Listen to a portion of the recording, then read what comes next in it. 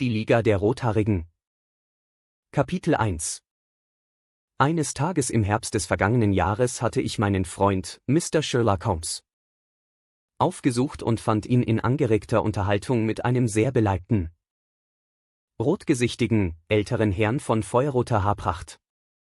Mit einer Entschuldigung für mein Eindringen wollte ich mich bereits zurückziehen, als Holmes mich unvermittelt ins Zimmer zog und die Tür hinter mir schloss. »Du hättest unmöglich zu einem besseren Zeitpunkt kommen können, mein lieber Watson«, sagte er herzlich. »Ich fürchtete, Sie seien beschäftigt.« »Das bin ich. In hohem Maße.« »Dann kann ich im Nebenzimmer warten.« »Keineswegs. Dieser Herr, Mr. Wilson, ist mein Partner und Helfer bei vielen meiner erfolgreichsten Fälle gewesen.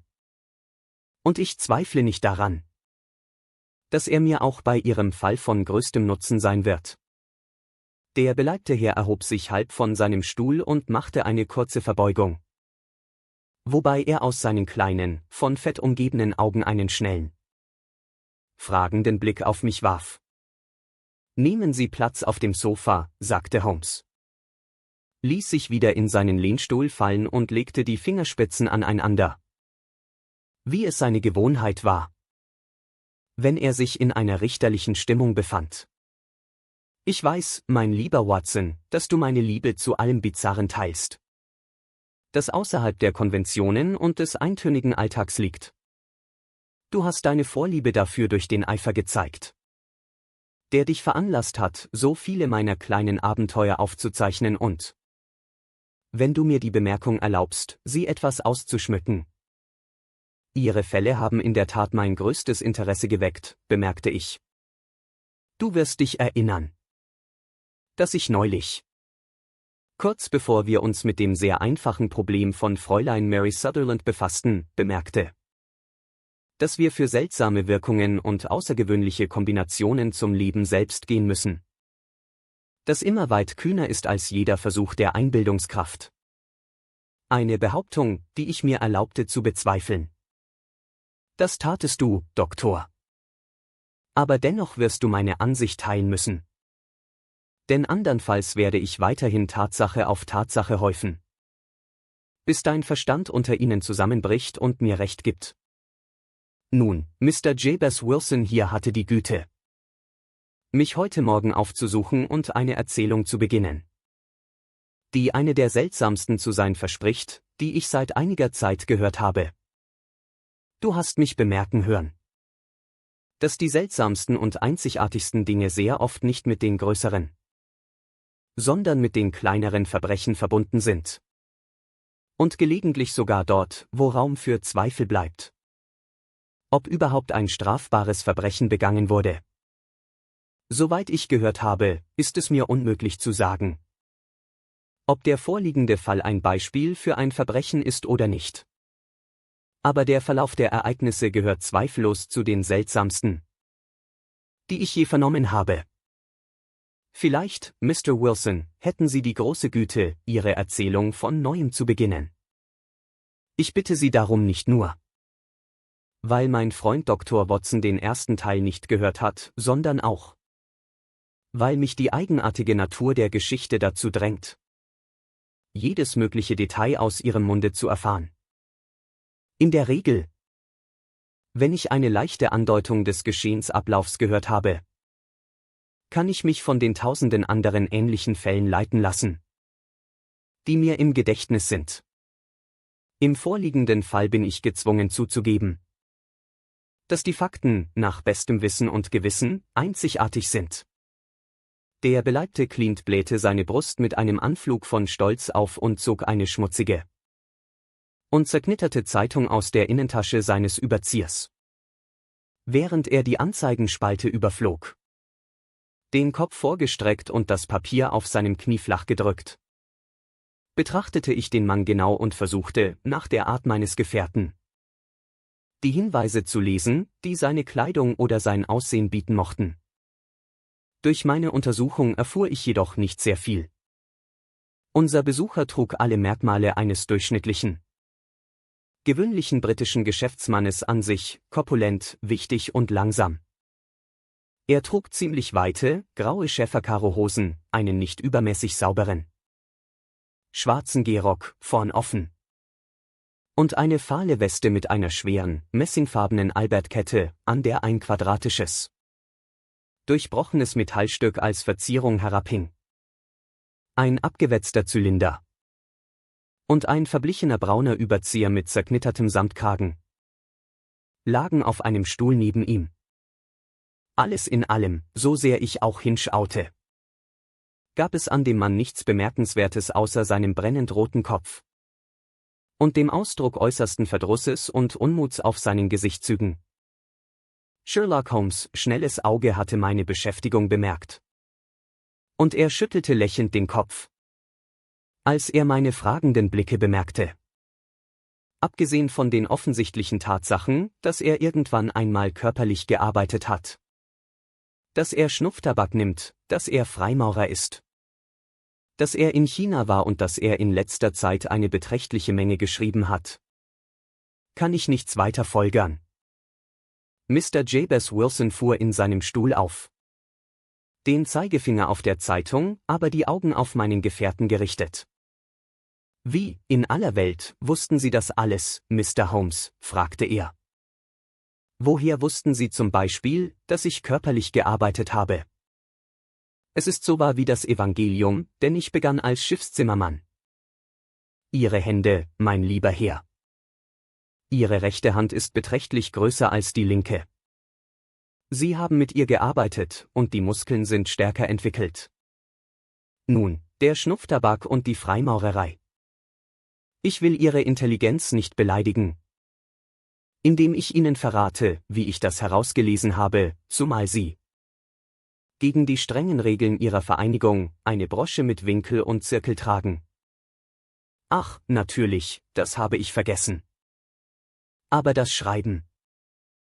Was sonst könnte durch die rechte Manschette angedeutet werden, die auf 5 Zoll Länge so stark glänzt, und durch die linke mit dem glatten Fleck nahe dem Ellbogen, wo sie auf dem Schreibtisch aufstützen. Nun, aber China. Der Fisch, der unmittelbar über ihrem rechten Handgelenk tätowiert ist, konnte nur in China gestochen worden sein. Ich habe mich ein wenig mit Tätowierungsmustern beschäftigt und sogar einen Beitrag zur Literatur über dieses Thema geleistet. Der Trick, die Schuppen der Fische in einem zarten Rosa zu färben, ist in China völlig eigenartig. Wenn ich dann noch eine chinesische Münze an ihrer Uhrenkette hängen sehe, wird die Sache noch einfacher. Mr. Jabez Wilson lachte schwerfällig. »Na, so etwas«, sagte er. »Ich dachte zuerst, Sie hätten etwas ganz Schlaues gemacht, aber ich sehe, dass doch nichts dahinter steckt. Mir kommt der Gedanke, Watson«, sagte Holmes, »dass ich einen Fehler mache, wenn ich erkläre. Omne ignotum pro magnifico, weißt du. Und mein armer kleiner Ruf, so wie er ist, wird Schiffbruch erleiden. Wenn ich so offenherzig bin. Können Sie die Anzeige nicht finden, Mr. Wilson?« »Doch, jetzt habe ich sie«, antwortete er und setzte seinen dicken roten Finger etwa in die Mitte der Spalte. »Hier ist sie. Das ist es, womit alles anfing. Lesen Sie sie nur selbst, mein Herr.« Ich nahm ihm die Zeitung ab und las Folgendes. An die Liga der Rothaarigen, aufgrund des Vermächtnisses des seligen Ezekiah Hopkins aus Libanon, Pennsylvania, USA, ist jetzt eine weitere Stelle frei, die einem Mitglied der Liga ein Gehalt von 4 Pfund pro Woche für rein nominelle Dienste einbringt. Alle rothaarigen Männer, die gesund an Körper und Geist und über 21 Jahre alt sind teilnahmeberechtigt. Persönliche Vorsprache am Montag um 11 Uhr bei Duncan Ross in den Büros der Liga. 7 Pope's Court, Fleet Street. »Was um Himmels Willen soll das bedeuten?«, rief ich aus, nachdem ich die außergewöhnliche Ankündigung zweimal gelesen hatte. Holmes kicherte und wand sich in seinem Stuhl, wie es seine Gewohnheit war, wenn er guter Dinge war. »Das ist etwas abseits der ausgetretenen Pfade, nicht wahr?«, sagte er. Und nun, Mr. Wilson, machen Sie sich frisch von der Leber weg und erzählen Sie uns alles über sich. Ihren Haushalt und die Auswirkungen, die diese Anzeige auf Ihr Schicksal hatte. Sie werden zunächst, Doktor, einen Notizzettel über die Zeitung und das Datum machen. Es ist der Morning Chronicle vom 27. April 1890. Vor genau 2 Monaten. Sehr gut. Nun, Mr. Wilson. Nun, es ist genau so, wie ich es Ihnen erzählt habe, Mr. Sherlock Holmes, sagte Jabez Wilson und wischte sich die Stirn. Ich habe ein kleines Pfandleihgeschäft am Coburg Square, in der Nähe der City. Es ist kein sehr großes Geschäft. Und in den letzten Jahren hat es mir nicht mehr als gerade genug zum Leben eingebracht. Früher konnte ich 2 Angestellte halten. Aber jetzt habe ich nur noch einen, und ich hätte Mühe, ihn zu bezahlen. Wenn er nicht bereit wäre, für den halben Lohn zu arbeiten, um das Geschäft zu lernen. Wie heißt dieser gefällige junge Mann? Fragte Sherlock Holmes. Sein Name ist Vincent Spaulding, und er ist auch nicht mehr so jung. Es ist schwer, sein Alter zu schätzen. Ich wünschte mir keinen besseren Angestellten, Mr. Holmes, und ich weiß sehr wohl, dass er sich verbessern und das Doppelte verdienen könnte, was ich ihm geben kann. Aber wenn er zufrieden ist, warum sollte ich ihm dann Flausen in den Kopf setzen? Warum in der Tat? Sie scheinen außerordentlich glücklich zu sein, einen Angestellten zu haben, der unter dem üblichen Marktpreis liegt.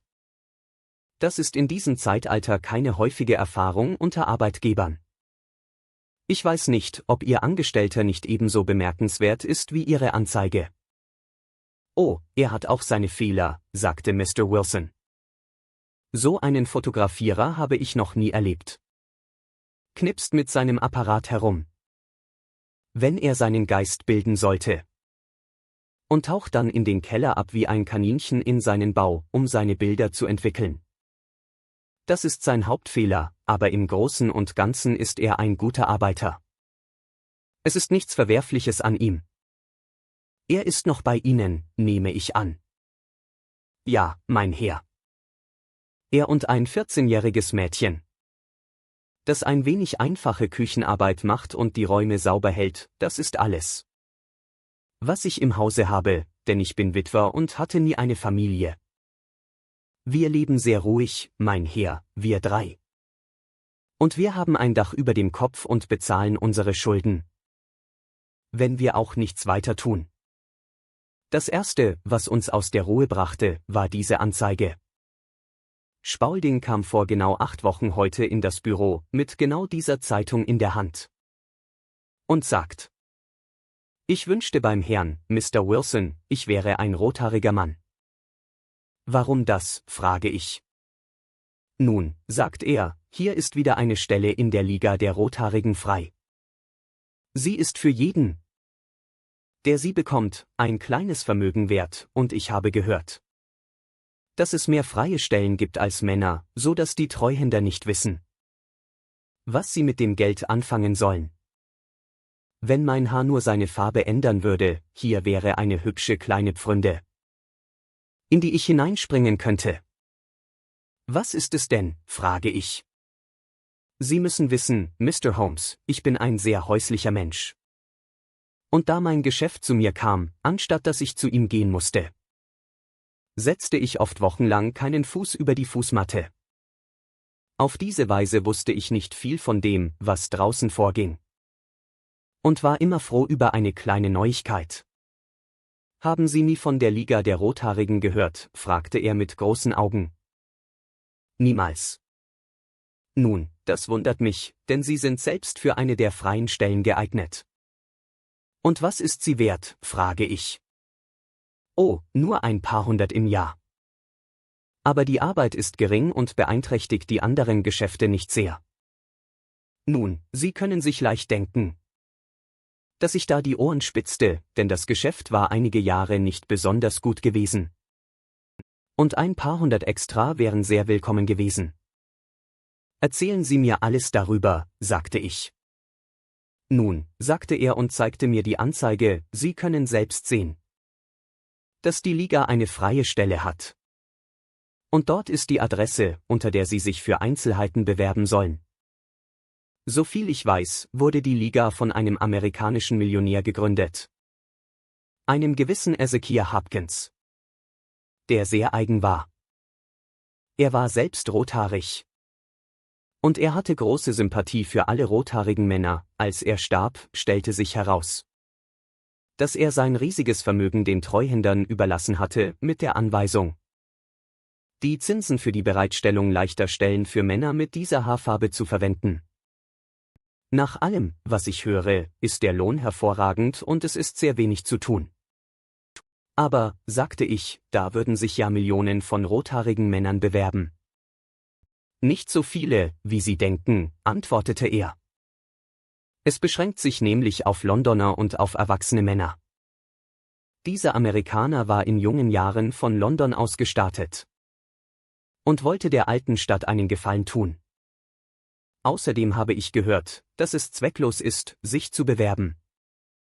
Wenn Ihr Haar hellrot oder dunkelrot oder irgendetwas anderes als richtig helles, brennendes, feuerrotes ist. Wenn Sie sich also bewerben möchten, Mr. Wilson, würden Sie einfach hineinspazieren. Aber es wäre vielleicht nicht der Mühe wert, sich für ein paar £100 Umstände zu machen.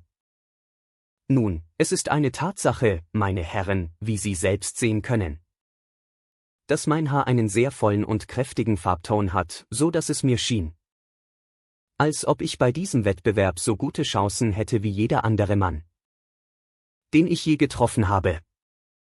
Vincent Spaulding schien so viel darüber zu wissen, dass ich dachte, er könnte sich als nützlich erweisen, also befahl ich ihm einfach, die Läden für den Tag zu schließen und sofort mit mir zu kommen. Er war sehr bereit, einen freien Tag zu haben. Also schlossen wir das Geschäft und machten uns auf den Weg zu der Adresse, die uns in der Anzeige gegeben worden war. Ich hoffe, nie wieder einen solchen Anblick zu sehen, Mr. Holmes. Von Norden, Süden, Osten und Westen war jeder Mann, der auch nur einen Hauch von Rot im Haar hatte, in die City getrampelt, um auf die Anzeige zu antworten. Die Fleet Street war mit rothaarigen Leuten verstopft. Und der Pope's Court sah aus wie ein Obsthändlerwagen mit Orangen. Ich hätte nicht gedacht, dass es im ganzen Land so viele gibt, wie durch diese eine Anzeige zusammengebracht wurden. Jede Schattierung war vertreten: Strohblond, Zitronengelb, Orange, Ziegelrot, irischer Setter, Leberfarben, Lehmfarben. Aber, wie Spaulding sagte, es gab nicht viele mit dem echten, lebhaften, flammenfarbenen Ton. Als ich sah, wie viele warteten, hätte ich es verzweifelt aufgegeben. Aber Spaulding wollte nichts davon hören. Wie er es tat, konnte ich mir nicht vorstellen, aber er schob und zog und drängte, bis er mich durch die Menge und direkt zu den Stufen gebracht hatte, die zum Büro führten. Auf der Treppe war ein doppelter Strom, einige gingen voller Hoffnung hinauf. Andere kamen niedergeschlagen zurück. Aber wir drängten uns so gut es ging hinein und fanden uns bald im Büro wieder. Ihre Erfahrung war höchst unterhaltsam, bemerkte Holmes, als sein Client innehielt und sein Gedächtnis mit einer großen Prise Schnupftabak auffrischte. Bitte fahren Sie mit Ihrer sehr interessanten Darstellung fort. Im Büro gab es nichts als ein paar Holzstühle und einen Kieferntisch, hinter dem ein kleiner Mann saß mit einem Kopf, der noch röter war als meiner. Er sagte ein paar Worte zu jedem Kandidaten, der vortrat, und dann fand er immer irgendeinen Fehler an ihnen, der sie disqualifizierte. Eine freie Stelle zu bekommen, schien doch nicht so leicht zu sein. Als wir an der Reihe waren, war der kleine Mann mir gegenüber jedoch viel wohlwollender als gegenüber allen anderen. Und er schloss die Tür, als wir eintraten, um ein privates Wort mit uns zu sprechen. Das ist Mr. Jabez Wilson, sagte mein Angestellter, und er ist bereit, eine freie Stelle in der Liga zu besetzen. Und er ist vorzüglich dafür geeignet, antwortete der andere. Er hat alle Voraussetzungen. Ich kann mich nicht erinnern, jemals etwas so Schönes gesehen zu haben. Er machte einen Schritt zurück, neigte den Kopf zur Seite und starrte mein Haar an. Bis ich mich ganz verlegen fühlte. Dann stürzte er plötzlich vor, drückte mir die Hand und gratulierte mir herzlich zu meinem Erfolg. Es wäre ungerecht, zu zögern, sagte er. Sie werden es mir jedoch, da bin ich sicher, verzeihen. Wenn ich eine offensichtliche Vorsichtsmaßnahme ergreife. Damit packte er mein Haar mit beiden Händen und zog so fest daran, bis ich vor Schmerz aufschrie. Sie haben Wasser in den Augen, sagte er, als er mich losließ. Ich sehe, dass alles in Ordnung ist. Aber wir müssen vorsichtig sein. Denn wir wurden schon zweimal von Perücken und einmal von Farbe getäuscht. Ich könnte Ihnen Geschichten von Schuhmacherwachs erzählen, die Sie an der menschlichen Natur verzweifeln ließen. Er trat ans Fenster und rief mit lauter Stimme hinaus, dass die Stelle besetzt sei. Ein Stöhnen der Enttäuschung kam von unten herauf und die Leute zogen in alle Richtungen davon. Bis außer meinem und dem des Managers kein Rothaariger mehr zu sehen war. Mein Name, sagte er, ist Mr. Duncan Ross. Und ich bin selbst einer der Pensionsempfänger des von unserem edlen Wohltäter hinterlassenen Fonds. Sind Sie verheiratet, Mr. Wilson? Haben Sie eine Familie? Ich antwortete, dass ich keine hätte. Sein Gesicht fiel sofort in sich zusammen. Du liebe Zeit, sagte er ernst, das ist in der Tat sehr ernst. Es tut mir leid, das von Ihnen hören zu müssen. Der Fonds war natürlich sowohl für die Verbreitung und Vermehrung der Rothaarigen als auch für deren Unterhalt gedacht. Es ist äußerst unglücklich, dass Sie Junggeselle sind. Mein Gesicht verlängerte sich, Mr. Holmes, denn ich dachte, ich würde die Stelle doch nicht bekommen. Aber nach einigen Minuten Überlegung sagte er, es würde schon in Ordnung gehen. Im Falle eines anderen, sagte er, könnte der Einwand fatal sein. Aber wir müssen bei einem Mann mit einem solchen Haarschopf wie Ihrem eine Ausnahme machen. Wann werden Sie in der Lage sein, Ihre neuen Pflichten aufzunehmen? Nun, das ist ein wenig heikel, denn ich habe bereits ein Geschäft, sagte ich. Oh, machen Sie sich darüber keine Sorgen, Mr. Wilson, sagte Vincent Spaulding. Ich könnte mich darum kümmern. Wie wären die Arbeitszeiten, fragte ich. 10 bis 2. Nun, ein Pfandleihgeschäft wird hauptsächlich abends betrieben, Mr. Holmes. Besonders Donnerstag und Freitagabend, kurz vor dem Zahltag. Da würde es mir sehr gelegen kommen, morgens etwas dazu zu verdienen. Außerdem wusste ich, dass mein Angestellter ein guter Mann ist und sich um alles kümmern würde, was anfällt. Das würde mir sehr gut passen, sagte ich. Und die Bezahlung sind 4 Pfund pro Woche. Und die Arbeit ist rein nominell. Was nennen Sie rein nominell? Nun, Sie müssen die ganze Zeit im Büro oder zumindest im Gebäude sein. Wenn Sie es verlassen, verlieren Sie Ihre ganze Stelle für immer. Das Testament ist in diesem Punkt sehr klar. Sie erfüllen die Bedingungen nicht, wenn Sie sich in dieser Zeit vom Büro entfernen. Es sind nur 4 Stunden am Tag und ich würde nicht daran denken, wegzugehen, sagte ich. Keine Entschuldigung wird gelten, sagte Mr. Duncan Ross. Weder Krankheit noch Geschäft noch sonst etwas. Dort müssen Sie bleiben, oder Sie verlieren Ihre Stelle. Und die Arbeit besteht darin, die Enzyklopädia Britannica abzuschreiben. Da im Schrank ist der erste Band. Sie müssen Ihre eigene Tinte, Federn und Löschpapier mitbringen. Aber wir stellen den Tisch und den Stuhl. Sind Sie morgen bereit? Gewiss, antwortete ich. Dann, auf Wiedersehen, Mr. Jabez Wilson. Und lassen Sie mich Ihnen noch einmal zu der wichtigen Stelle gratulieren, die Sie glücklicherweise erhalten haben. Er verabschiedete mich mit einer Verbeugung aus dem Zimmer. Und ich ging mit meinem Angestellten nach Hause, kaum wissend, was ich sagen oder tun sollte. So erfreut war ich über mein Glück. Nun, ich dachte den ganzen Tag über die Sache nach. Und am Abend war ich wieder niedergeschlagen, denn ich hatte mich völlig davon überzeugt, dass die ganze Angelegenheit ein großer Scherz oder Betrug sein müsse. Obwohl ich mir nicht vorstellen konnte, was der Zweck sein sollte. Es schien ganz und gar unglaublich, dass jemand ein solches Testament machen oder eine solche Summe für etwas so Einfaches wie das Abschreiben der Enzyklopädia Britannica bezahlen würde. Vincent Spaulding tat, was er konnte, um mich aufzuheitern. Aber zur Schlafenszeit hatte ich mir die Sache ausgeredet. Am Morgen jedoch beschloss ich, es mir trotzdem anzusehen. Kaufte eine Flasche Tinte für einen Penny, nahm eine Feder und 7 Bogen Kanzleipapier und machte mich auf den Weg zum Pope's Court. Nun, zu meiner Überraschung und Freude war alles so richtig, wie es nur sein konnte. Der Tisch war für mich bereitgestellt und Mr. Duncan Ross war da, um zu sehen, dass ich ordentlich anfing. Er setzte mich beim Buchstaben A an.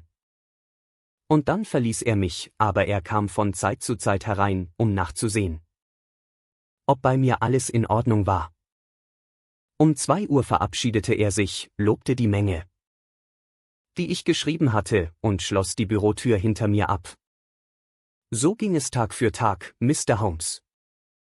Und am Samstag kam der Manager herein und legte 4 goldene Sovereigns für meine Wochenarbeit hin. In der nächsten Woche war es dasselbe und in der Woche danach ebenfalls. Jeden Morgen war ich um 10 dort und jeden Nachmittag ging ich um 2. Nach und nach kam Mr. Duncan Ross nur noch einmal am Vormittag. Und dann, nach einiger Zeit, kam er überhaupt nicht mehr. Natürlich wagte ich es trotzdem nie, den Raum auch nur einen Augenblick zu verlassen, denn ich wusste nicht, wann er kommen könnte. Und die Stelle war so gut und passte mir so gut, dass ich ihren Verlust nicht riskieren wollte. 8 Wochen vergingen so. Und ich hatte über Äbte und Bogenschießen und Rüstungen und Architektur und Attika geschrieben und hoffte durch Fleiß bald zu den BS zu kommen. Es kostete mich einiges an Kanzleipapier, und ich hatte fast ein Regal mit meinen Schriften gefüllt. Und dann plötzlich endete die ganze Sache. Endete? Ja, mein Herr. Und nicht früher als heute Morgen. Ich ging wie gewöhnlich um 10 Uhr zur Arbeit. Aber die Tür war verschlossen und mit einem kleinen Stück Pappe, das mit einem Reißnagel in der Mitte der Füllung befestigt war, versiegelt. Hier ist es, Sie können selbst lesen. Er hielt ein Stück weißen Karton in der Größe eines Briefbogens hoch. Darauf stand: Die Liga der Rothaarigen ist aufgelöst. Oktober 1890. Sherlock Holmes und ich betrachteten diese kurze Ankündigung und das betrübte Gesicht dahinter, bis die komische Seite der Angelegenheit jede andere Überlegung so vollständig überragte, dass wir beide in ein lautes Gelächter ausbrachen.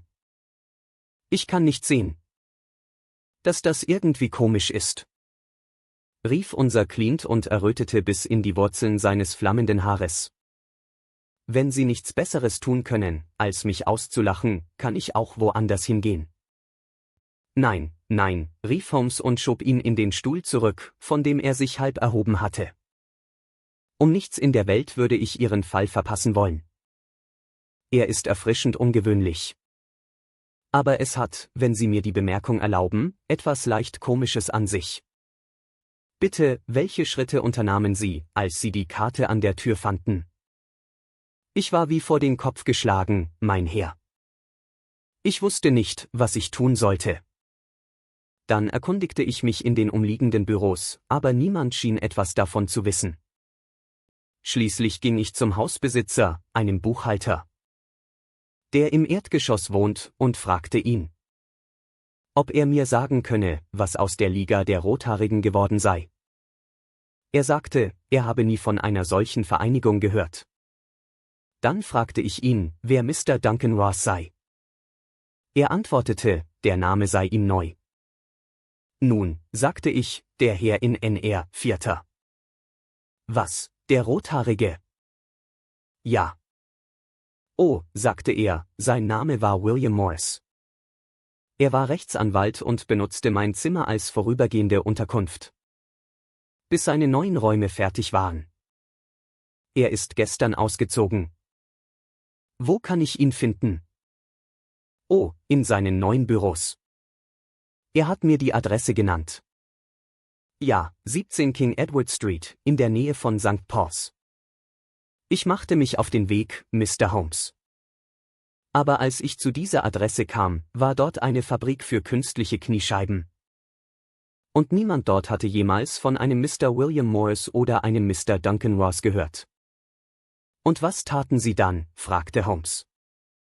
Ich ging nach Hause zum Saxe-Coburg Square und befolgte den Rat meines Angestellten. Aber er konnte mir in keiner Weise helfen.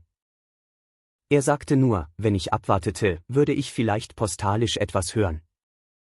Aber das war mir nicht gut genug, Mr. Holmes. Ich wollte eine solche Stelle nicht ohne weiteres aufgeben, und da ich gehört hatte, dass Sie so freundlich sind, armen Leuten in Not Rat zu erteilen, kam ich sofort zu Ihnen. Und das haben Sie sehr weise getan, sagte Holmes.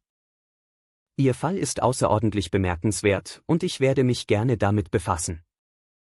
Nach dem, was Sie mir erzählt haben, glaube ich, dass möglicherweise ernstere Dinge dahinter stecken, als es auf den ersten Blick scheint. Ernst genug, sagte Mr. Jabez Wilson. Nun, ich habe 4 Pfund pro Woche verloren. Soweit es Sie persönlich betrifft, bemerkte Holmes, sehe ich nicht, dass Sie gegen diese außergewöhnliche Liga irgendeinen Grund zur Beschwerde haben. Im Gegenteil, Sie sind, wie ich verstehe, um etwa 30 Pfund reicher. Ganz zu schweigen von den genauen Kenntnissen, die Sie sich über jedes Thema unter dem Buchstaben A angeeignet haben. Sie haben durch sie nichts verloren. Nein, mein Herr. Aber ich möchte herausfinden, wer Sie sind und was Ihr Ziel bei diesem Streich, wenn es ein Streich war, an mir war. Es war ein ziemlich teurer Scherz für Sie, denn er kostete Sie 32 Pfund. Wir werden versuchen, diese Punkte für Sie aufzuklären. Zunächst eine oder zwei Fragen, Mr. Wilson. Dieser Angestellte von Ihnen, der Sie zuerst auf die Anzeige aufmerksam machte, wie lange war er schon bei Ihnen? Damals etwa einen Monat. Wie kam er? Als Antwort auf eine Anzeige. War er der einzige Bewerber? Nein, ich hatte ein Dutzend. Warum haben Sie ihn ausgewählt? Weil er geschickt war und billig kam. Zum halben Lohn, in der Tat. Ja. Wie ist er, dieser Vincent Spaulding? Holmes richtete sich in seinem Stuhl mit beträchtlicher Aufregung auf. Das dachte ich mir, sagte er. Haben Sie jemals bemerkt, dass seine Ohren für Ohrringe durchbohrt sind? Ja, mein Herr. Er erzählte mir, dass ihm das als Junge von einem Zigeuner gemacht wurde. Sagte Holmes und sank in tiefes Nachdenken zurück. Ist er noch bei Ihnen? Oh, ja, mein Herr, ich habe ihn gerade erst verlassen. Und wurde Ihr Geschäft in Ihrer Abwesenheit erledigt? Nicht zu klagen, mein Herr. Morgens ist nie sehr viel zu tun. Das genügt, Mr. Wilson. Ich werde mich freuen, Ihnen in 1 oder 2 Tagen eine Meinung zu diesem Thema geben zu können. Heute ist Samstag und ich hoffe, dass wir bis Montag zu einem Ergebnis kommen können. Kapitel 2. Also, Watson, sagte Holmes. Nachdem unser Besucher uns verlassen hatte, was hältst du von der ganzen Sache? Ich halte nichts davon, antwortete ich offen. Es ist eine höchst geheimnisvolle Angelegenheit. In der Regel, sagte Holmes, je bizarrer eine Sache ist, desto weniger geheimnisvoll erweist sie sich. Es sind die alltäglichen, gesichtslosen Verbrechen, die wirklich rätselhaft sind, so wie ein alltägliches Gesicht am schwersten zu identifizieren ist. Aber ich muss bei dieser Sache zügig vorgehen. Was wirst du also tun? Fragte ich. Rauchen, antwortete er. Es ist ein Dreipfeifenproblem. Und ich bitte dich, für 50 Minuten nicht mit mir zu sprechen. Er rollte sich in seinem Stuhl zusammen, zog die dünnen Knie an seine habichtsartige Nase heran und saß dort mit geschlossenen Augen. Die schwarze Tonpfeife wie der Schnabel eines seltsamen Vogels vorstehend. Ich war zu dem Schluss gekommen, dass er eingeschlafen war, und döste selbst schon vor mich hin. Als er plötzlich mit der Geste eines Mannes, der sich entschieden hat, aus seinem Stuhl sprang und die Pfeife auf den Kaminsims legte. Sarasate spielt heute Nachmittag in der St. James's Hall, bemerkte er. Was meinst du, Watson? Können deine Patienten dich für ein paar Stunden entbehren? Ich habe heute nichts zu tun. Meine Praxis ist nie sehr einnehmend. Dann setz deinen Hut auf und komm. Ich gehe zuerst durch die City, und wir können auf dem Weg etwas zu Mittag essen. Ich bemerke, dass auf dem Programm eine Menge deutscher Musik steht, die mir mehr zusagt als italienische oder französische. Sie ist introspektiv, und ich möchte introspektieren. Komm mit. Wir fuhren mit der U-Bahn bis Aldersgate. Und ein kurzer Spaziergang brachte uns zum Saxe-Coburg Square, dem Schauplatz der seltsamen Geschichte, die wir am Morgen gehört hatten. Es war ein winziger, kleiner, schäbig vornehmer Ort, wo 4 Reihen schmutziger, zweistöckiger Backsteinhäuser auf einen kleinen, mit einem Gitter umgebenen Platz hinausblickte, auf dem ein Rasen voller Unkraut und ein paar Büsche verblühter Lorbeeren einen schweren Kampf gegen eine rauchgeschwängerte und ungastliche Atmosphäre führten. 3 vergoldete Kugeln und ein braunes Schild mit der Aufschrift Jabez Wilson in weißen Buchstaben an einem Eckhaus kennzeichneten den Ort, an dem unser rothaariger Client sein Geschäft betrieb. Sherlock Holmes blieb davor stehen, den Kopf zur Seite geneigt, und betrachtete alles genau, wobei seine Augen hell zwischen den zusammengekniffenen Lidern leuchteten. Dann ging er langsam die Straße hinauf und wieder hinunter bis zur Ecke, wobei er immer noch scharf die Häuser betrachtete. Schließlich kehrte er zum Pfandleiher zurück, klopfte 2 oder 3 Mal kräftig mit seinem Stock auf das Pflaster, ging zur Tür und klopfte. Sie wurde sofort von einem aufgeweckt aussehenden, glattrasierten jungen Mann geöffnet, der ihn bat einzutreten. »Danke«, sagte Holmes, »ich wollte Sie nur fragen, wie ich von hier zur Strand komme.« »3. rechts, 4. links«, antwortete der Angestellte prompt und schloss die Tür. »Ein kluger Bursche«, bemerkte Holmes, als wir weitergingen. »Er ist, nach meinem Urteil, der viertklügste Mann in London, und was Kühnheit betrifft, bin ich nicht sicher, ob er nicht Anspruch auf den 3. Platz hat. Ich habe früher schon etwas von ihm gewusst.« »Offenbar«, sagte ich. »Spielt Mr. Wilsons Angestellter eine große Rolle in diesem Geheimnis der Liga der Rothaarigen?« »Ich bin sicher, du hast nur nach dem Weg gefragt, um ihn zu sehen.« »Nicht ihn.« »Was dann?« »Die Knie seiner Hose.« »Und was hast du gesehen?« »Was ich zu sehen erwartete.« »Warum hast du auf das Pflaster geklopft?« »Mein lieber Doktor, dies ist eine Zeit zum Beobachten, nicht zum Reden. Wir sind Spione im Land des Feindes. Wir wissen etwas über den Saxe-Coburg Square. Lassen Sie uns nun die Gegend dahinter erkunden. Die Straße, in der wir uns befanden. Als wir um die Ecke vom abgelegenen Saxe-Coburg Square bogen, stand in so starkem Gegensatz dazu wie die Vorderseite eines Bildes zur Rückseite. Sie war eine der Hauptadern, die den Verkehr der City nach Norden und Westen führten. Die Fahrbahn war blockiert von dem ungeheuren Strom des Handels, der in einer doppelten Flut hinein und hinaus floss, während die Gehwege schwarz waren von dem eiligen Gewimmel der Fußgänger. Es war schwer zu erkennen, wenn wir die Reihe der feinen Geschäfte und stattlichen Geschäftsgebäude betrachteten, dass sie auf der anderen Seite wirklich an den verblassten und stagnierenden Platz grenzten, den wir gerade verlassen hatten. »Lassen Sie mich sehen«, sagte Holmes, an der Ecke stehend und die Reihe entlang spähend. »Ich möchte mir die Reihenfolge der Häuser hier genau einprägen. Es ist ein Hobby von mir, London genau zu kennen. Da ist Mortimer, der Tabakwarenhändler, der kleine Zeitungsladen, Die Coburg-Filiale der City and Suburban Bank. Das vegetarische Restaurant und MC Falanes Kutschenbaudepot. Das bringt uns direkt zum nächsten Block. Und nun, Doktor, haben wir unsere Arbeit getan, also ist es Zeit für ein wenig Vergnügen. Ein Sandwich und eine Tasse Kaffee, dann ab ins Geigenland, wo alles Lieblichkeit, Zartheit und Harmonie ist und keine rothaarigen Klienten uns mit ihren Rätseln quälen. Mein Freund war ein begeisterter Musiker, nicht nur ein sehr fähiger Geiger, sondern auch ein Komponist von nicht gewöhnlichem Rang. Den ganzen Nachmittag saß er auf seinem Platz, in vollkommenstes Glück gehüllt.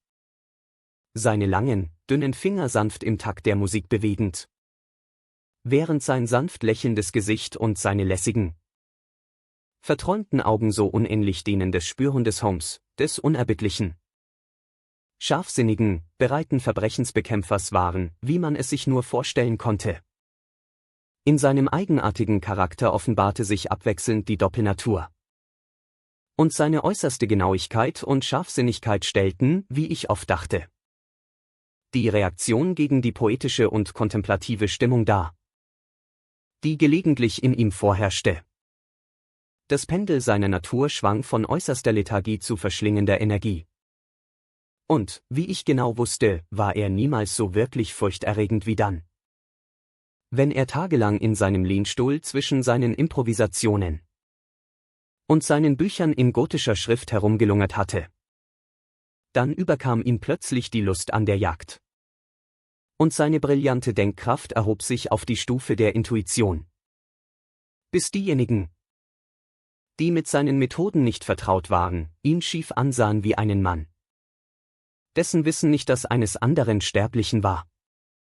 Als ich ihn an jenem Nachmittag so in die Musik in der St. James's Hall versunken sah, hatte ich das Gefühl, dass eine böse Zeit für diejenigen kommen könnte, die er sich vorgenommen hatte zu jagen. »Du willst nach Hause gehen, nehme ich an, Doktor«, bemerkte er, als wir ins Freie traten. »Ja, das wäre wohl das Beste. Und ich habe noch einige Geschäfte zu erledigen, die mehrere Stunden in Anspruch nehmen werden. Diese Angelegenheit am Coburg Square ist ernst.« »Warum ernst?« »Ein beträchtliches Verbrechen ist im Gange. Ich habe allen Grund zu der Annahme, dass wir noch rechtzeitig kommen werden, um es zu verhindern. Aber dass heute Samstag ist, erschwert die Sache etwas. Ich werde deine Hilfe heute Nacht brauchen.« »Um wie viel Uhr?« »10 wird früh genug sein. Ich werde um 10 in der Baker Street sein.« »Sehr gut. Und, ich sage dir, Doktor, es könnte ein wenig gefährlich werden. Also sei so gut und stecke deine Armeerevolver ein.« Er winkte mit der Hand, drehte sich auf dem Absatz um und verschwand im Nu in der Menge. Ich möchte glauben, nicht schwerer von Begriff zu sein als meine Mitmenschen. Aber im Umgang mit Sherlock Holmes fühlte ich mich immer von einem Gefühl meiner eigenen Dummheit bedrückt. Hier hatte ich gehört, was er gehört hatte, ich hatte gesehen, was er gesehen hatte. Und doch war aus seinen Worten offensichtlich, dass er nicht nur klar sah, was geschehen war, sondern auch, was geschehen würde. Während mir die ganze Sache noch verwirrt und grotesk erschien. Auf der Fahrt zu meinem Haus in Kensington dachte ich über alles nach. Von der außergewöhnlichen Geschichte des rothaarigen Abschreibers der Enzyklopädie bis zum Besuch am Coburg Square. Und den ominösen Worten, mit denen er sich von mir verabschiedet hatte. Was war diese nächtliche Expedition, und warum sollte ich bewaffnet gehen? Wohin gingen wir, und was sollten wir tun? Ich hatte von Holmes den Hinweis erhalten, dass dieser glattgesichtige Angestellte des Pfandleihers ein gefährlicher Mann war, ein Mann, der ein tiefes Spiel spielen könnte. Ich versuchte, es zu ergründen, gab es aber verzweifelt auf und stellte die Sache zurück, bis die Nacht eine Erklärung bringen würde. Es war 8:45, als ich von zu Hause aufbrach, mich durch den Park und dann über die Oxford Street zur Baker Street begab. 2 Hansung-Kutschen standen vor der Tür, und als ich in den Flur trat, hörte ich Stimmen von oben. In seinem Zimmer fand ich Holmes in angeregter Unterhaltung mit zwei Männern, von denen ich den einen als Peter Jones, den offiziellen Polizeiagenten, erkannte, während der andere ein langer, dünner, traurig aussehender Mann mit einem sehr glänzenden Hut und einem betont respektablen Gehrock war. »Ha! Unsere Runde ist komplett«, sagte Holmes und knöpfte seine Pijacke zu, während er seine schwere Jagdpeitsche vom Ständer nahm. »Watson, du kennst wohl Mr. Jones vom Scotland Yard? Darf ich dir Mr. Merryweather vorstellen, der unser Begleiter bei dem heutigen Abenteuer sein wird?« »Wir jagen wieder zu zweit, Doktor, wie Sie sehen«, sagte Jones in seiner wichtigtuerischen Artikel. »Unser Freund hier ist ein wunderbarer Mann, wenn es darum geht, eine Jagd zu beginnen. Alles, was er braucht, ist ein alter Hund, der ihm hilft, die Beute zu stellen. Ich hoffe nur, dass unsere Jagd nicht auf eine Gänsejagd hinausläuft«, bemerkte Mr. Merryweather düster. »Sie können großes Vertrauen in Mr. Holmes setzen, mein Herr«, sagte der Polizeiagent von oben herab. »Er hat seine eigenen kleinen Methoden, die, wenn er mir die Bemerkung erlaubt, ein wenig zu theoretisch und fantastisch sind. Aber er hat das Zeug zu einem Detektiv in sich. Es ist nicht zu viel gesagt, dass er ein- oder zweimal, wie in jener Angelegenheit mit dem Sholto-Mord und dem Agra-Schatz, richtiger lag als die offizielle Polizei.« »Oh, wenn Sie das sagen, Mr. Jones, ist es in Ordnung«, sagte der Fremde ehrerbietig. »Trotzdem gestehe ich, dass mir mein Whist fehlt. Es ist der erste Samstagabend seit 27 Jahren, an dem ich nicht meine Runde Whist gespielt habe.« »Ich glaube, Sie werden feststellen«, sagte Sherlock Holmes, »dass Sie heute Abend um höhere Einsätze spielen werden als je zuvor. Und dass das Spiel aufregender sein wird. Für Sie, Mr. Merryweather, beträgt der Einsatz etwa 30.000 Pfund. Und für Sie, Jones, geht es um den Mann, den Sie sich so sehr wünschen. John Clay, der Mörder, Dieb, Falschmünzer und Fälscher. Er ist ein junger Mann, Mr. Merryweather, aber er ist an der Spitze seines Berufsstandes. Und ich würde lieber meine Handschellen an ihn legen als an jeden anderen Verbrecher in London. Er ist ein bemerkenswerter Mann, der junge John Clay. Sein Großvater war ein königlicher Herzog und er selbst war in Eton und Oxford. Sein Gehirn ist so gerissen wie seine Finger. Und obwohl wir überall auf Spuren von ihm stoßen, wissen wir nie, wo wir den Mann selbst finden sollen. Eine Woche bricht er in Schottland in ein Haus ein. Und in der nächsten sammelt er Geld für den Bau eines Waisenhauses in Cornwall. Ich bin ihm seit Jahren auf der Spur und habe ihn noch nie mit eigenen Augen gesehen. Ich hoffe, dass ich das Vergnügen haben werde, Sie heute Abend bekannt zu machen. Auch ich hatte schon das ein oder andere Mal mit Mr. John Clay zu tun, und ich stimme Ihnen zu, dass er an der Spitze seines Berufsstandes steht. Es ist jedoch nach 10 und es wird Zeit, dass wir aufbrechen. Wenn Sie beiden die erste Hansum nehmen, werden Watson und ich in der zweiten folgen.« Sherlock Holmes war während der langen Fahrt nicht sehr mitteilsam und lehnte sich in der Kutsche zurück, wobei er die Melodien summte, die er am Nachmittag gehört hatte. Wir ratterten durch ein endloses Labyrinth gasbeleuchteter Straßen, bis wir in die Farrington Street gelangten. »Wir sind jetzt nahe dran«, bemerkte mein Freund. »Dieser Merryweather ist Bankdirektor und persönlich an der Sache interessiert. Ich hielt es für gut, Jones ebenfalls dabei zu haben. Er ist kein übler Kerl, wenn auch ein absoluter Trottel in seinem Beruf. Er hat eine positive Tugend. Er ist so mutig wie eine Bulldogge und so hartnäckig wie ein Hummer. Wenn er erst einmal jemanden in seinen Krallen hat. Da sind wir, und sie warten auf uns.« Wir hatten dieselbe verkehrsreiche Straße erreicht, in der wir uns am Morgen befunden hatten. Unsere Kutschen wurden entlassen. Und der Führung von Mr. Merryweather folgend, gingen wir durch einen schmalen Durchgang und eine Seitentür, die er für uns öffnete. Dahinter befand sich ein kleiner Korridor, der an einem sehr massiven eisernen Tor endete. Auch dieses wurde geöffnet und führte eine Wendeltreppe aus Stein hinunter, die an einem weiteren gewaltigen Tor endete. Mr. Merryweather hielt an, um eine Laterne anzuzünden, und führte uns dann durch einen dunklen, erdig riechenden Gang. Und nachdem er eine dritte Tür geöffnet hatte, in ein riesiges Gewölbe oder einen Keller, der ringsum mit Kisten und massiven Kisten gefüllt war. Von oben sind sie nicht sehr verwundbar, bemerkte Holmes, während er die Laterne hochhielt und sich umsah. Auch von unten nicht, sagte Mr. Merryweather und schlug mit seinem Stock auf die Steinplatten, die den Boden auskleideten. Aber, du liebe Zeit, das klingt ja ganz hohl, bemerkte er und blickte überrascht auf. Ich muss Sie wirklich bitten, etwas leiser zu sein, sagte Holmes streng. Sie haben bereits den ganzen Erfolg unserer Expedition gefährdet. Dürfte ich Sie bitten, die Güte zu haben, sich auf eine jener Kisten zu setzen und sich nicht einzumischen? Der feierliche Mr. Merryweather ließ sich mit einem sehr gekränkten Gesichtsausdruck auf eine Kiste nieder, während Holmes auf die Knie fiel und mit der Laterne und einer Lupe begann, die Risse zwischen den Steinen genau zu untersuchen. Wenige Sekunden genügten ihm, denn er sprang wieder auf die Füße und steckte sein Glas ein. Wir haben mindestens eine Stunde vor uns, bemerkte er, denn Sie können kaum etwas unternehmen, bevor der gute Pfandleiher sicher im Bett ist.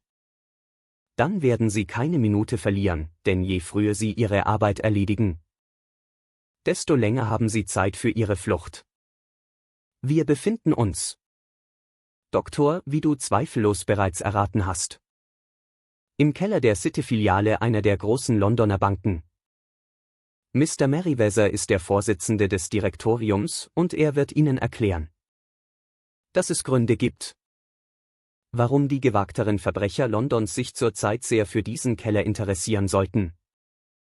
Es ist unser französisches Gold, flüsterte der Direktor. Wir haben mehrfach Warnungen erhalten, dass ein Versuch darauf unternommen werden könnte. Ihr französisches Gold? Ja. Wir hatten vor einigen Monaten Gelegenheit, unsere Reserven zu verstärken, und haben zu diesem Zweck 30.000 Napoleonsd'Or von der Bank von Frankreich ausgeliehen. Es ist bekannt geworden, dass wir noch keine Gelegenheit hatten, das Geld auszupacken und dass es noch immer in unserem Keller liegt. Die Kiste, auf der ich sitze, enthält 2000 Napoleonsd'Or, die zwischen Lagen von Bleifolie verpackt sind. Unser Goldvorrat ist zurzeit viel größer als gewöhnlich in einer einzelnen Zweigstelle. Und die Direktoren hatten deswegen Bedenken, die sehr berechtigt waren, bemerkte Holmes. Und nun ist es an der Zeit, dass wir unsere kleinen Pläne arrangieren. Ich erwarte, dass sich die Sache innerhalb einer Stunde zuspitzen wird. In der Zwischenzeit, Mr. Merryweather, müssen wir den Schirm vor diese dunkle Laterne setzen. Und im Dunkeln sitzen. Das fürchte ich. Ich hatte ein Spiel Karten in der Tasche, und ich dachte, da wir zu viert sind, könnten Sie vielleicht doch noch Ihre Runde spielen. Aber ich sehe, dass die Vorbereitungen des Feindes so weit gediehen sind, dass wir das Risiko eines Lichts nicht eingehen können. Und zuallererst müssen wir unsere Positionen wählen. Das sind gewagte Männer. Und obwohl wir sie überrumpeln werden, könnten sie uns dennoch Schaden zufügen, wenn wir nicht vorsichtig sind. Ich werde hinter dieser Kiste stehen, und sie verstecken sich hinter jenen. Wenn ich dann ein Licht auf sie scheine, gehen sie schnell heran. Wenn sie schießen, Watson, haben Sie keine Bedenken, sie niederzuschießen. Ich legte meinen Revolver, gespannt, auf die Holzkiste, hinter der ich kauerte. Holmes schob den Verschluss vor die Laterne und ließ uns in völliger Dunkelheit zurück. Einer so absoluten Dunkelheit, wie ich sie nie zuvor erlebt hatte. Der Geruch von heißem Metall blieb, um uns zu versichern, dass das Licht noch da war, bereit, im Handumdrehen aufzuleuchten. Für mich, dessen Nerven auf eine Erwartungsspitze gespannt waren, hatte die plötzliche Finsternis und die kalte, feuchte Luft des Gewölbes etwas Niederdrückendes und Bezwingendes. »Sie haben nur einen Rückzugsweg«, flüsterte Holmes. »Das ist zurück durch das Haus in den Saxe-Coburg Square. Ich hoffe, Sie haben getan, was ich Sie bat, Jones. Ich habe einen Inspektor und 2 Beamte an der Vordertür warten. Dann haben wir alle Löcher gestopft. Und jetzt müssen wir schweigen und warten.« Was für eine Zeit das schien. Beim späteren Vergleich stellte sich heraus, dass es nur 1 Stunde und eine Viertelstunde war, aber mir schien, die Nacht müsse fast vorbei sein und die Dämmerung über uns hereinbrechen. Meine Glieder waren müde und steif, denn ich fürchtete, meine Position zu verändern. Doch meine Nerven waren aufs Äußerste gespannt. Und mein Gehör war so scharf, dass ich nicht nur das leise Atmen meiner Gefährten hören konnte, sondern ich konnte das tiefere, schwerere Einatmen des beleibten Jones von dem dünnen, seufzenden Ton des Bankdirektors unterscheiden. Von meiner Position aus konnte ich über die Kiste in Richtung des Bodens blicken. Plötzlich fing mein Auge den Schimmer eines Lichts auf. Zunächst war es nur ein glimmender Funke auf dem Steinpflaster. Dann verlängerte er sich, bis er eine gelbe Linie wurde. Und dann, ohne jede Warnung oder Geräusch, schien sich eine Öffnung zu zeigen. Und eine Hand erschien, eine weiße, fast weibliche Hand, die in der Mitte des kleinen Lichtkreises tastete. 1 Minute oder länger ragte die Hand mit ihren sich windenden Fingern aus dem Boden. Dann wurde sie ebenso plötzlich zurückgezogen, wie sie erschienen war, und alles war wieder dunkel. Bis auf den einzelnen glimmenden Funken, der eine Spalte zwischen den Steinen markierte. Ihr Verschwinden war jedoch nur von kurzer Dauer. Mit einem zerreißenden, krachenden Geräusch drehte sich einer der breiten, weißen Steine auf die Seite und ließ ein quadratisches, gähnendes Loch zurück, durch das das Licht einer Laterne strömte. Über den Rand lugte ein scharf geschnittenes, knabenhaftes Gesicht, das scharf umherspähte. Und dann, mit einer Hand auf jeder Seite der Öffnung, zog es sich schulterhoch und hüfthoch, bis ein Knie auf dem Rand ruhte. Im nächsten Augenblick stand er an der Seite des Loches und zog einen Gefährten hinter sich her. Geschmeidig und klein wie er selbst, mit bleichem Gesicht und einem Schopf von sehr rotem Haar. »Alles klar«, flüsterte er. »Hast du den Meißel und die Säcke?« »Großer Gott! Spring, Archie, spring, und ich werde dafür büßen.« Sherlock Holmes war hervorgesprungen und hatte den Eindringling am Kragen gepackt. Der andere tauchte in das Loch hinab und ich hörte das Geräusch von zerreißendem Stoff, als Jones nach seinen Rockschößen griff. Das Licht fiel auf den Lauf eines Revolvers. Aber Holmes' Jagdpeitsche fuhr auf das Handgelenk des Mannes herab. Und der Revolver klirrte auf den Steinboden.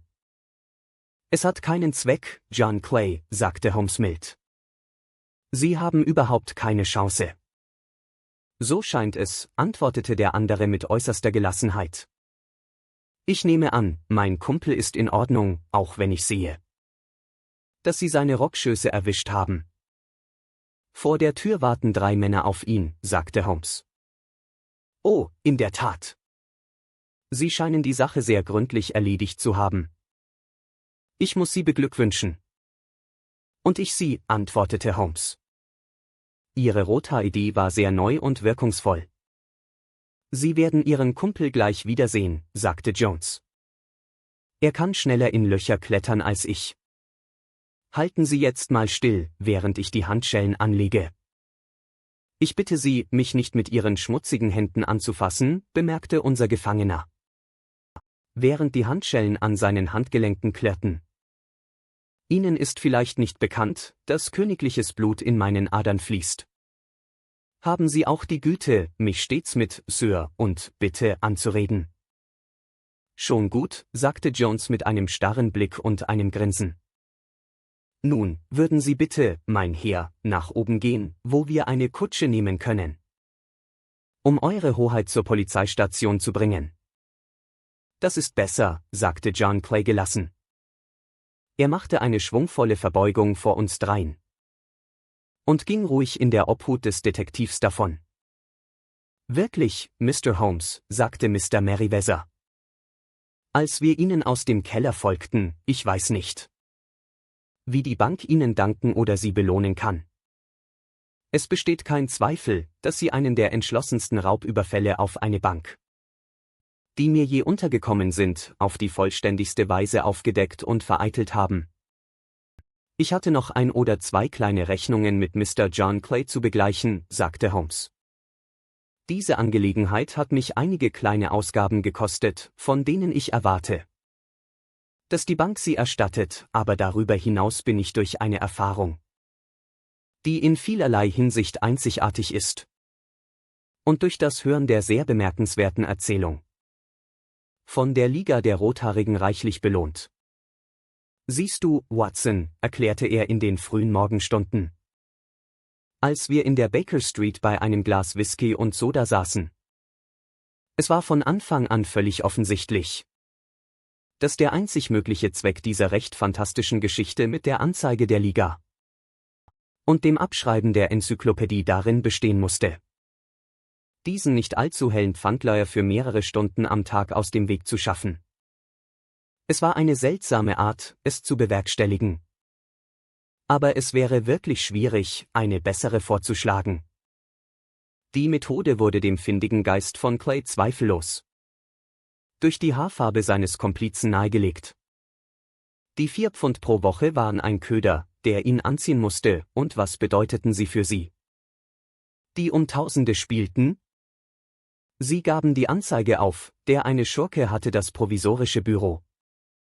Der andere Schurke veranlasste den Mann, sich zu bewerben, und gemeinsam schafften sie es, dass er jeden Morgen in der Woche abwesend war. Von dem Zeitpunkt an, als ich hörte, dass der Angestellte für den halben Lohn gekommen war, war es mir klar, dass er ein starkes Motiv hatte, sich die Stelle zu sichern. Aber wie konntest du erraten, was das Motiv war? Hätte es Frauen im Haus gegeben, hätte ich einen bloß ordinären Ehebruch vermutet. Das kam jedoch nicht in Frage. Das Geschäft des Mannes war klein. Und es gab nichts in seinem Haus, was eine so aufwendige Vorbereitung und einen solchen Aufwand, wie sie ihn betrieben, rechtfertigen konnte. Es musste also etwas außerhalb des Hauses sein. Was konnte es sein? Ich dachte an die Vorliebe des Angestellten für Fotografie und an seine Angewohnheit, im Keller zu verschwinden. Der Keller. Da war das Ende dieses verworrenen Hinweises. Dann erkundigte ich mich nach diesem geheimnisvollen Angestellten und fand heraus, dass ich es mit einem der kühlsten und gewagtesten Verbrecher Londons zu tun hatte. Er tat etwas im Keller, etwas, das monatelang viele Stunden am Tag in Anspruch nahm. Was konnte es wiederum sein? Mir fiel nichts ein, als dass er einen Tunnel zu einem anderen Gebäude grub. So weit war ich gekommen, als wir den Schauplatz besuchten. Ich überraschte dich, indem ich mit meinem Stock auf das Pflaster klopfte. Ich wollte feststellen, ob sich der Keller nach vorne oder nach hinten erstreckte. Er war nicht nach vorne. Dann läutete ich und, wie ich hoffte, öffnete der Angestellte. Wir hatten einige Gefechte miteinander, aber wir hatten uns nie zuvor gesehen. Ich sah kaum auf sein Gesicht. Seine Knie waren es, die ich sehen wollte. Du musst selbst bemerkt haben, wie abgenutzt, zerknittert und verfleckt sie waren. Sie zeugten von diesen Stunden des Grabens. Der einzige verbleibende Punkt war, wonach sie gruben. Ich ging um die Ecke, sah, dass die City and Suburban Bank an das Grundstück unseres Freundes grenzte. Und hatte das Gefühl, mein Problem gelöst zu haben. Als du nach dem Konzert nach Hause fuhrst, suchte ich Scotland Yard und den Vorsitzenden der Bankdirektion auf, mit dem Ergebnis, das du gesehen hast. Und woher wusstest du, dass sie heute Nacht ihren Versuch machen würden, fragte ich. Nun, als sie ihr Liga-Büro schlossen, war das ein Zeichen dafür, dass ihnen die Anwesenheit von Mr. Jabez Wilson nicht mehr wichtig war, mit anderen Worten, dass sie ihren Tunnel fertiggestellt hatten. Aber es war wichtig, dass sie ihn bald benutzten. da er entdeckt oder das Gold weggebracht werden könnte. Der Samstag bot sich ihnen besser an als jeder andere Tag, da er ihnen 2 Tage für ihre Flucht gab. Aus all diesen Gründen erwartete ich, dass sie heute Nacht kommen würden. Du hast es wunderbar durchdacht, rief ich in aufrichtiger Bewunderung aus. Es ist eine so lange Kette, und doch ist jedes Glied wahr. Es hat mich vor der Langeweile bewahrt, antwortete er gähnend. Leider. Ich spüre sie bereits wieder auf mich zukommen. Mein Leben ist ein langer Kampf gegen die Banalität der Existenz. Diese kleinen Probleme helfen mir dabei. Und du bist ein Wohltäter der Menschheit, sagte ich. Er zuckte die Achseln. Nun, vielleicht ist es doch von einigem Nutzen, bemerkte er. Lommet se enes drin el euvoivre si tut, wie Gustav Flaubert an George Sand schrieb.